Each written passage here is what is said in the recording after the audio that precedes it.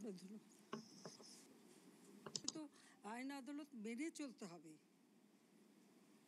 সেটা না ওই এক দফার পরে আসলে 4 দফা, তারপর আসলো 6 দফা, তারপর আসলো মানে এই ধ্বংসযজ্ঞটাকে সুযোগ সৃষ্টি করে দেওয়া। ক্ষতিকার হলো সম্পূর্ণ ডিজিটাল সিস্টেম, ইলেকট্রনিক সিস্টেম সম্পূর্ণ মডার্ন। এটা তো কতদিনের মানুষ, আপনারাই কষ্ট পাবেন, দেশের মানুষই কষ্ট পাবেন, এই ঢাকা শহরের মানুষই কষ্ট পাবেন। ঘন্টার পর ঘন্টা আবার ট্রাফিক জ্যামে পড়ে থাকতে হবে, আবার কর্মস্থলে পৌঁছানো, আবার ফেরত আসা, দীর্ঘ সময় লাগবে। এবং আপনাদের কষ্ট লাঘব করতে চেয়েছিলাম, তা আমি আপনাদেরকেই বলবো যে এই কষ্ট আমি লাঘব করতে চেয়েছি, এই কষ্ট আবার যারা সৃষ্টি করলো তাদের বিরুদ্ধে আপনাদেরই রুখে দাঁড়াতে হবে, দেশবাসীকেই রুখে দাঁড়াতে হবে, এর বিচার তাদের করতে হবে।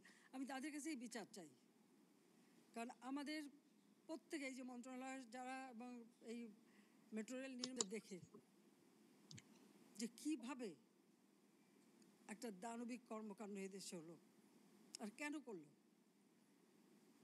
আমি তো দেশের মানুষের জীবনমান উন্নত করতেই তো কাজ করে যাচ্ছি এবং করেছি, তো এটা তো অস্বীকার করতে পারবে না। অস্ত্রসিক্ত প্রধানমন্ত্রী ভিডিওতে দেখেন সেদিনের নির্মম হামলার চিত্র। রাষ্ট্রের এমন গুরুত্বপূর্ণ প্রতিষ্ঠানে নজিরবিহীন হামলায় আবেগতাড়িত প্রধানমন্ত্রী বলেন, এ যেন ৭১-এর পাকিস্তানি হানাদারদের তাণ্ডব। আজকে এসে এই টেলিভিশনে যে ধ্বংস